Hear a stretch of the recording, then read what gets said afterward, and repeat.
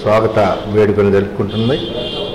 అయితే దురదృష్టవశాత్తు ఈ రాష్ట్రంలో జర్నలిస్టులు వేడుకలు జరుపుకోలేని పరిస్థితుల్లో ఆవేదనతో మునిగున్నారు. ఆ ఆవేదనకి కారణం ఈ రాష్ట్ర ప్రభుత్వంలో భాగస్వాములుగా ఉన్న సమాచార శాఖ మంత్రిత్వ శాఖ, సమాచార శాఖ అధికారులు కారణం. దేశ చరిత్రలో మొత్తం చూస్తే మీడియా రంగం అతలాకుతలవుతున్న పరిస్థితుల్లో కూడా రెండు తెలుగు రాష్ట్రాల్లో మీడియా సంస్థలు ఎంతో కష్టపడి సమాచార సేకరణలో పత్రికలు, ఛానల్స్ నడపడంలో ఇబ్బంది పడుతూనే ముందుకు సాగుతున్నాయి. చాలా జీతాలు లేకపోయినా కూడా సామాజిక సేవ, సామాజిక స్పృహ ధ్యేయంగా మానవతా దృక్పథంతో పనిచేస్తున్న జర్నలిస్టులు అనేక ఇబ్బందులు ఎదుర్కొన్న పరిస్థితుల్లో వారిని ఆదుకోవాల్సిన సమాచార శాఖ ఈ రాష్ట్ర ప్రభుత్వం వారిని ఆదుకోకపోగా వారికి ఉన్న గౌరవప్రదమైన అక్రిడేషన్లు కూడా ఇవ్వని దుస్థితికి ఈ ప్రభుత్వం కారణమైంది. అక్రిడేషన్ కార్డుల వల్ల పెద్దగా ఒరిగేది ఏమి లేదు. అది ఒక గౌరవం, ఆత్మగౌరవం, ఆత్మాభిమానంగా జర్నలిస్టులు ఫీల్ అవుతున్నారు. ఆ అక్రిడేషన్ కార్డుల కోసం వెళ్తే రకరకాల సాకులతోటి ఈ రాష్ట్రంలో ఉన్న సమాచార శాఖ, అలాగే సమాచార శాఖ మంత్రి రాష్ట్రంలో జర్నలిస్టులని అందరికీ అక్రిడేషన్ గుర్తింపు కార్డు లేకుండా చేస్తున్నారు. రాష్ట్రంలో 20,000 మంది గుర్తింపు కార్డు గురించి జర్నలిస్టులు ఉంటే ఈరోజు ఈ ప్రభుత్వ లేకపోతే ఈ సమాచార శాఖ చర్య వల్ల 5,000 మంది కూడా వచ్చే పరిస్థితి కనిపించడం లేదు.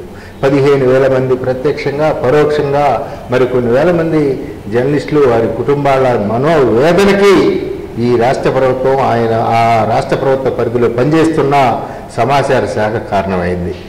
సమాచార శాఖ మంత్రి పేరు నాని, సమాచార శాఖ కమిషనర్ విజయ్ కుమార్ రెడ్డికి తెలియకపోతే తెలుసుకోవాలి. ఈ అక్రిడేషన్లు లేనంత మాత్రాన జర్నలిస్ట్ కాకుండా పోడు. ఈ రాష్ట్రంలో, ఈ దేశంలో స్వాతంత్ర దినోత్సవ సంవత్సరం ఈ రాష్ట్రం ఆంధ్రప్రదేశ్ ఏర్పడిన తర్వాత, ఆంధ్రప్రదేశ్ విభజన తర్వాత కూడా ఎంతమంది ప్రజాప్రతినిధులు, పాలకులు అందరూ మారినా జర్నలిస్టులు, మీడియా సంస్థలు మారవు. మేము శాశ్వతం. అక్రిడేషన్ కార్డు లేకపోయినా ప్రజల అభిమానం పొందటంలో జర్నలిస్టులకు ఉన్న విలువ, అవకాశం ఎవరికి లేదు. ప్రజల సమస్యల్ని, ప్రజల బాధల్ని తెలియజేస్తూ ప్రభుత్వాలు, పాలక వర్గాలు, లేకపోతే రాజకీయ నాయకులు, ఇతర అసాంఘిక శక్తులు చేసే అక్రమాలను వెలికితీసి రాస్తూ ప్రజల మన్ననలు పొందటంలో జర్నలిస్టులది ప్రముఖ పాత్ర. మీ కార్డులు, గుర్తింపు కార్డులు లేనంత మాత్రాన మా వాల్యూ తగ్గదు, కానీ మీరుండరు, అది గుర్తుపెట్టుకోండి. ఆంధ్రప్రదేశ్ గురించి తెలియక తెలంగాణలో పుట్టిన విజయ్ కుమార్ రెడ్డి ఢిల్లీలో పనిచేస్తూ ఈరోజు ముఖ్యమంత్రి జగన్ కనుసన్నల్లో ఆయన ఆదరణతోటి ఈ సీటుకు వచ్చాడు. అదే ముఖ్యమంత్రి జగన్ ఈ నిజం తెలుసుకొని ఒక్కసారి కళ్ళెర చేస్తే ఈయన మళ్ళీ హైదరాబాద్ పోవాల్సిందే, లేదా ఢిల్లీ వెళ్లాల్సిందే. అదే పేరు నాని గారు రాష్ట్ర మంత్రిగా ఆయన ఇన్ని వేల జర్నలిస్టులను ఇబ్బంది పాలు చేశాడు, ఈ ప్రభుత్వం మీద వాళ్ళని అసంతృప్తికి గురి చేశాడు అనేది జగన్ గుర్తించిన రోజున ఈయన మళ్ళీ బందరెల్లి ఎమ్మెల్యేగా పనిచేసుకోవాల్సిందే. కానీ మీ అక్రిడేషన్ కార్డు ఉన్నా లేకపోయినా జర్నలిస్టులుగానే బతుకుతారు. పాఠకులు, ప్రజల ఆదరణతో ముందుకు పోతాం. ప్రభుత్వాలు, యాజమాన్యాలు సహకరించినా జర్నలిస్టుకు ఉన్న గొప్ప గౌరవం ప్రజాదరణ పొందటం అనేది. అది గుర్తుపెట్టుకొని మీ జర్నలిస్టులు మీడియా వ్యతిరేక నిర్ణయాలని ఒక్కసారి మానుకొని ఆ జీవోలన్నీ ఉపసంహరించుకొని అర్హత ఉన్న జర్నలిస్టులందరికీ అక్రిడేషన్ కార్డులు ఇచ్చి మీ గౌరవాన్ని కాపాడుకోవాలని ఏపీడబ్ల్యూఏ తరఫున మేము విజ్ఞప్తి చేస్తున్నాం. ఈరోజు మేము కార్డులు ఇస్తున్నాం, వాళ్ళు ప్రశాంతంగా ఉన్నారు, ఏం చేయలేకపోతున్నారు అనుకోవద్దు. మేము ప్రశాంతంగా లేవు, ఆందోళనతో ఉన్నాం, ఆగ్రహంతో ఉన్నాం, అన్నీ గమనిస్తున్నాం.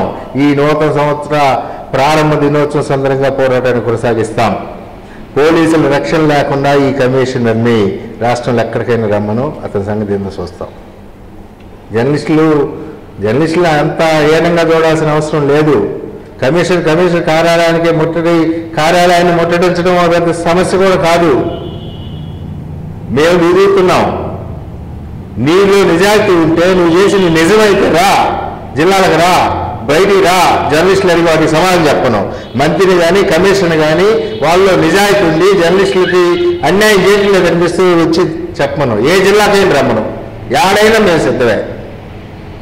ఎవరో ఒకరు చేస్తున్నారు, మంత్రి చెప్తాడు బందర్లో ఎవరో ఒకరు ఒక అక్రిడేషన్ కార్డు అమ్ముకున్నాడు, అందుకని ఇక్కడ అవినీతి జరుగుతుందని.